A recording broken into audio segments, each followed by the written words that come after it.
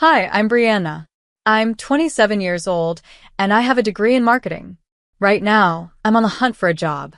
Honestly, it feels like a full-time job just looking for one. It's been a tough few months being unemployed, but I've got some exciting news. I've landed a big interview at a well-known marketing firm downtown called Owen and Company. It feels like this could finally be the chance I've been waiting for to turn my life around. Family is supposed to be your biggest support system, right? That's what I've always believed. My older sister Leah and I have always been close. We share clothes, borrow makeup from each other, and talk about everything under the sun.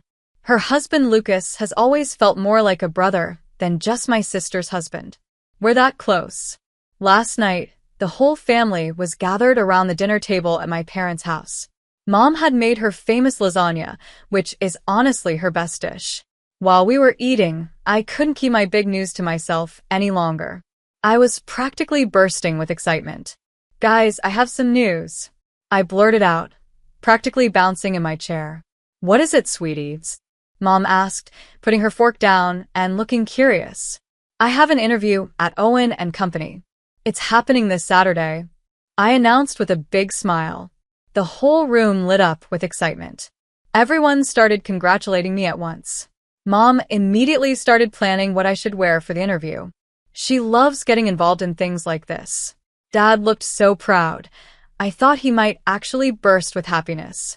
But then there was Leah. She smiled at me and squeezed my hand, but her smile didn't quite feel right. It didn't light up her face the way it usually does. That's great, Bree, she said, but her tone felt a little off. It was like there was something behind her words that she wasn't saying. I couldn't put my finger on it, but it bothered me a little. As the night went on, I started noticing more small things. Lucas, who's usually talkative and cheerful, was much quieter than usual. He just kept pushing his food around on his plate. When the conversation shifted to money, which always seems to happen when you're unemployed, I saw Lucas and Leah exchange a quick look. It was a strange mix of emotions, worry, guilt, maybe even frustration. I wasn't sure exactly what it was, but it stuck with me. Later that night, I was sprawled out on my bed, still thinking about everything. I decided to call my best friend Nikki, or Nick as I like to call her. She's the person I talk to when I need to sort out my thoughts or just get some encouragement. Nick, this could be it, I said, my voice full of excitement. This job could mean everything, a steady paycheck, a fresh start. Okay, maybe I'm not getting a corner office right away, but you know what I mean. Nick laughed on the other end of the line. Girl, you've got this in the bag, she said. Just breathe and stay calm. You're going to do amazing. I know, I said, trying to reassure myself as much as I was her. But I'm still nervous. This feels so big, and I really don't want to mess it up. Nick kept cheering me on, reminding me that I've worked hard and that I deserve this opportunity. Talking to her always helps me feel more confident. By the time we hung up, I was feeling a little less overwhelmed and a little more ready to face what's ahead. Even though I'm excited, there's still that nagging feeling in the back of my mind about Leah and Lucas. I know they've been going through some things lately, financial struggles, maybe? They haven't really talked about it much, but I've picked up on little clues here and there. I just hope they're okay. I don't want my big news to make them feel worse if they're dealing with tough times. Right now, my focus has to be on Saturday. This interview could be the start of a whole new chapter for me. It's been a rough road, but I'm ready to prove to myself and to everyone else that I can do this. I can land this job and start building the future I've been dreaming about. Wish me luck. I rolled my eyes, even though Nick couldn't see me through the phone. It's just, Leah was acting so weird. And Lucas? He looked like someone had stolen his lunch money or something. Maybe they're just stressed about their own problems, Nick suggested. Don't let it get to you, Bree. This is your moment. You're right, I said, brushing away the uneasy feeling that had been nagging at me all night. Enough about them. Help me pick out an outfit for Saturday. Nick jumped into brainstorming mode, and soon we were laughing about what would make the perfect first impression. She always knows how to distract me from my worries. Before I knew it, Saturday morning arrived. It came so fast, I could barely believe it. I woke up before my alarm went off, my stomach full of excitement and nerves all tangled together. This was the day I had been waiting for, the big interview that could change everything. I got out of bed and went through my usual prep routine, but this time I gave it some extra effort. My hair was styled just right, and my outfit was on point. I had laid it out the night before, a sharp blazer and classic black pants. I triple-checked my resume, making sure it was perfectly printed and neatly tucked into my folder. After grabbing a to-go coffee, I stepped out the door feeling invincible. The drive downtown was a mix of giving myself pep talks and taking deep breaths. I kept reminding myself, you've got this. You've prepared for this. When I finally arrived at the sleek, modern Owen and Company building, I felt a surge of confidence. This was it. My chance. Standing outside, I took one last moment to smooth my blazer and whisper to myself, you've got this? Then I walked inside, ready to shine. The receptionist, a sharply dressed woman in her 50s, greeted me with a polite smile. But something about her eyes didn't match the warmth in her voice. It was like her smile was just for show. I couldn't help but feel a small red flag waving in the back of my mind. Miss Grace, please have a seat, she said, gesturing to a chair across from her desk. Thank you, I replied, trying to sound calm and professional. Once I sat down, she slid a folder across the desk toward me.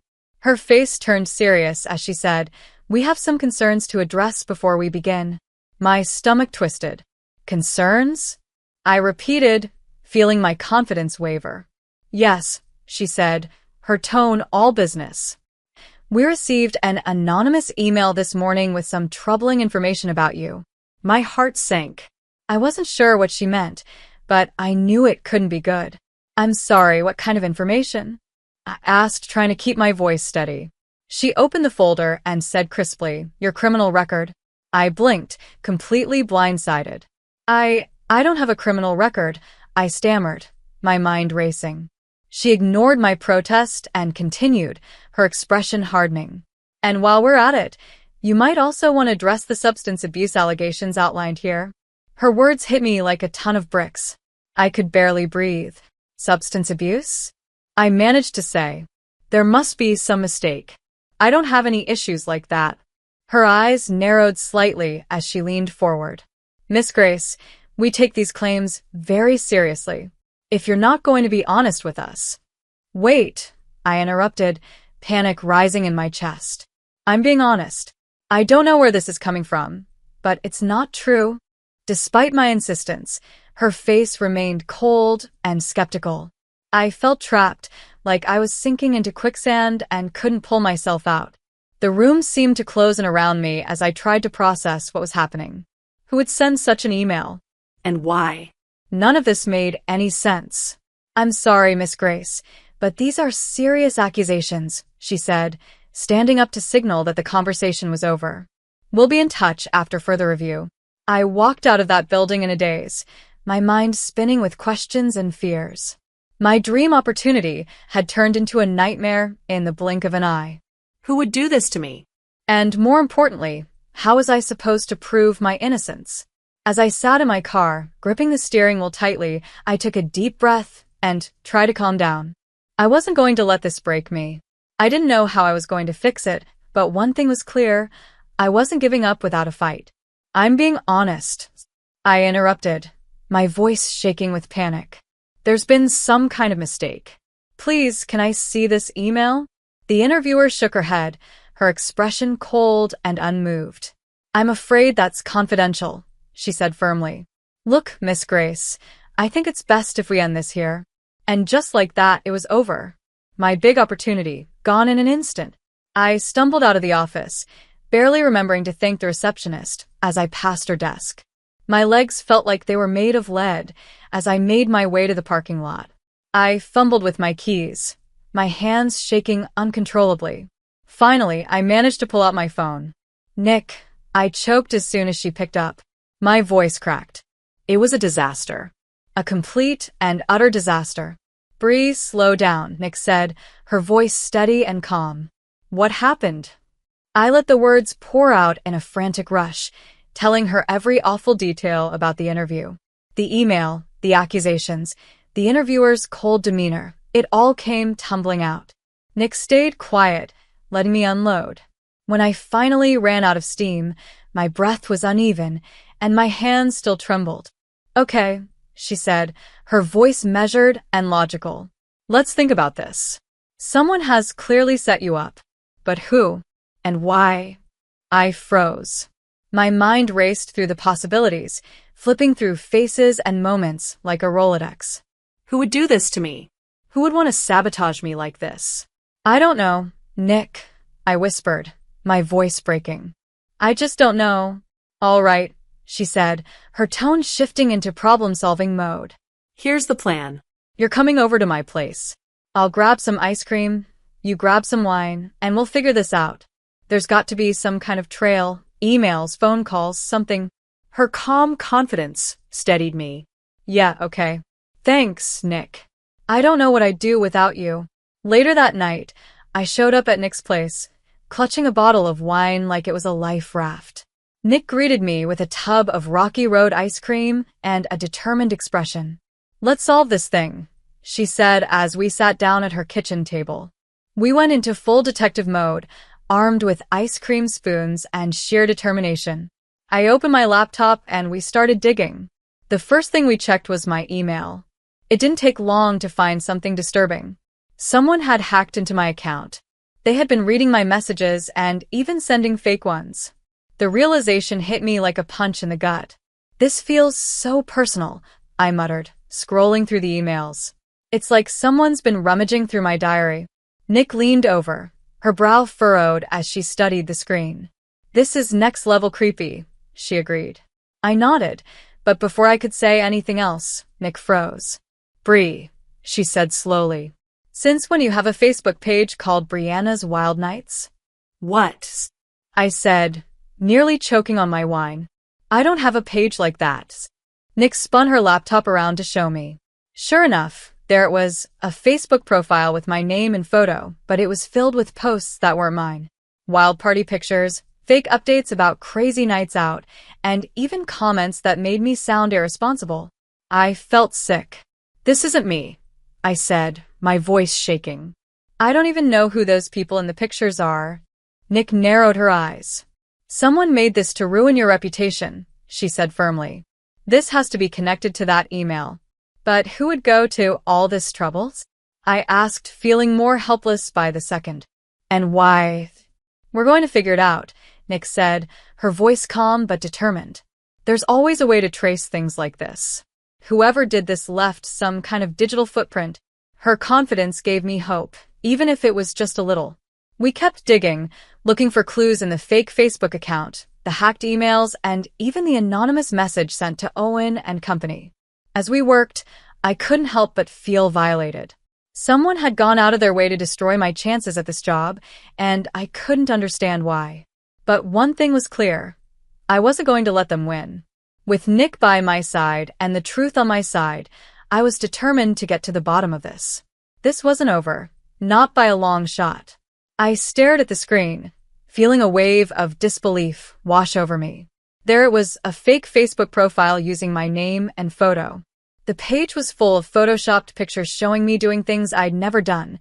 Keg stands, smoking, partying like I didn't have a care in the world.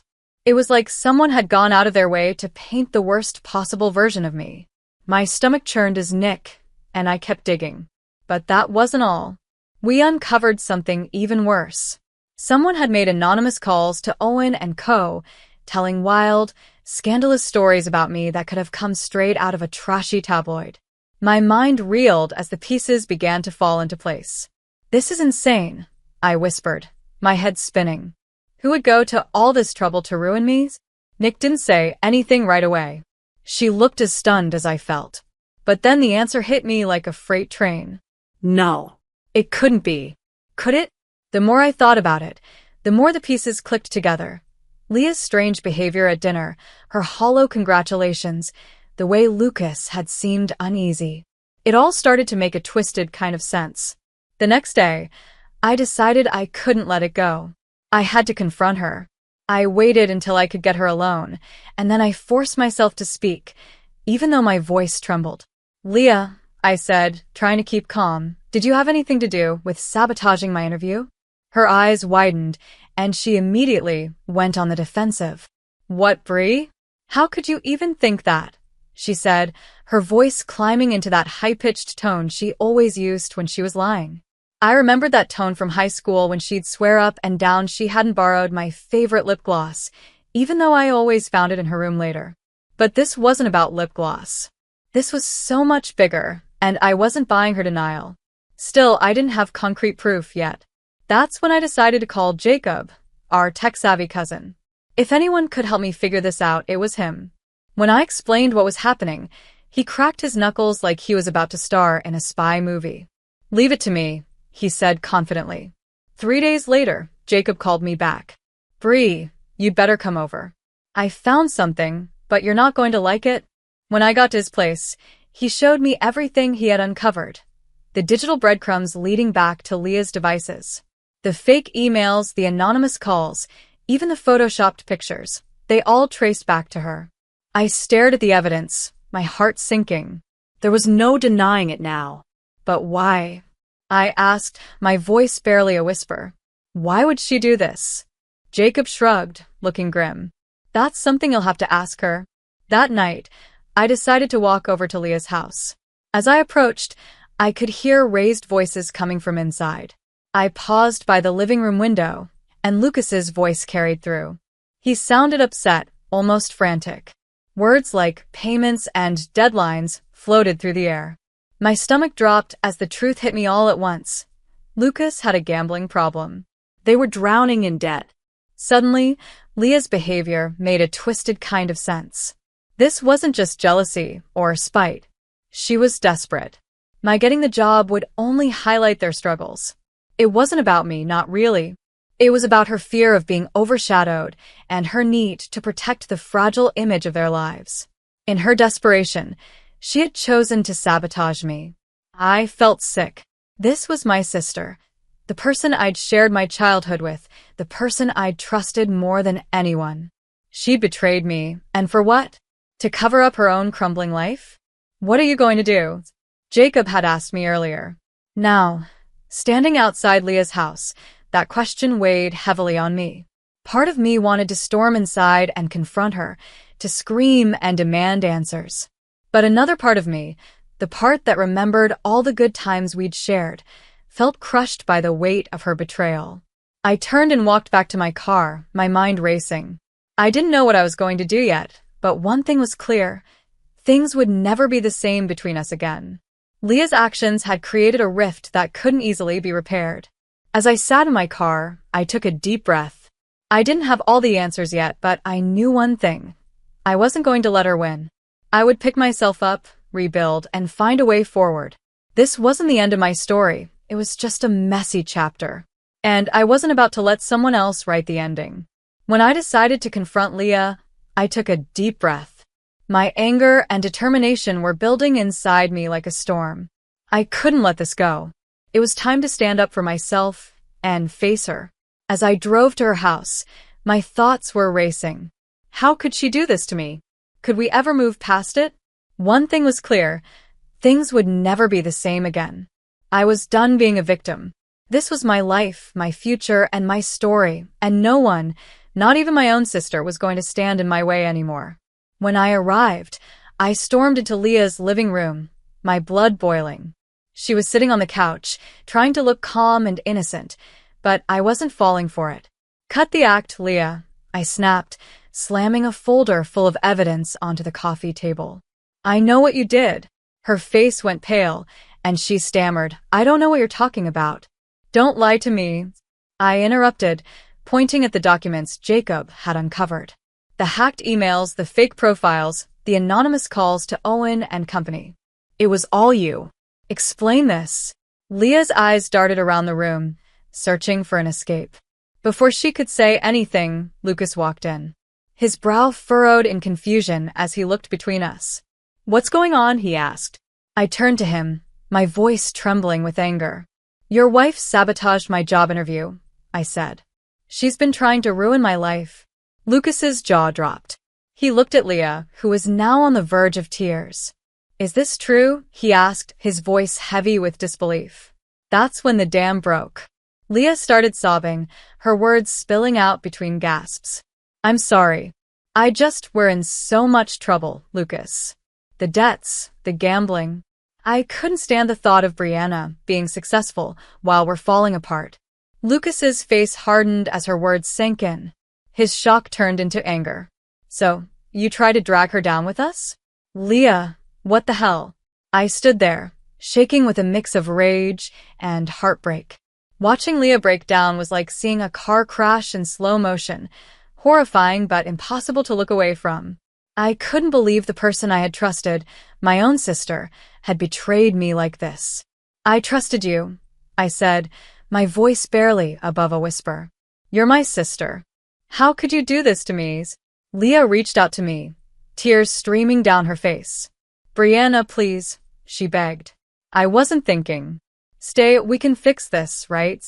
I looked at her, my heart breaking all over again. Her desperation was clear, but so was the damage she had done. I didn't know if this could ever be fixed. For the first time in my life, I realized that even family can let you down in ways you never imagined. I stepped back, shaking my head. No, Leah, we can't fix this, I said firmly. Then I turned to Lucas, softening my tone but staying clear and direct. You both need help. Lucas, I'll help you find a support group for the gambling, but after that, I'm done. I can't stay in this mess anymore. The next few days were a whirlwind of emotions. I felt angry, hurt, and betrayed, but I knew I had to move forward. I decided to reach out to Owen and company to explain what had happened. I spoke honestly and kept my tone professional, even though it was hard to admit everything. To my surprise, they were understanding. We were impressed with how you handled this situation, the HR manager said over the phone. We'd like to offer you another interview. Hearing those words felt like a second chance, a chance to reclaim my future. 7 months later, my life looks completely different. I'm thriving at Owen and Company, working on exciting marketing campaigns that make me excited to go to work every day. My mornings are filled with purpose, and my evenings are often spent laughing over wine with Nick or learning coding basics from Jacob. I've found a rhythm in life that makes me feel strong and capable. As for Leah and Lucas, they're in counseling now. Last I heard, they're trying to rebuild their lives. The family has kept their distance, though. It hurts to think about how things used to be, but I know keeping that boundary is the right choice for me. I hope they figure things out, not for my sake, but for theirs. Sometimes I miss the sister I thought I had.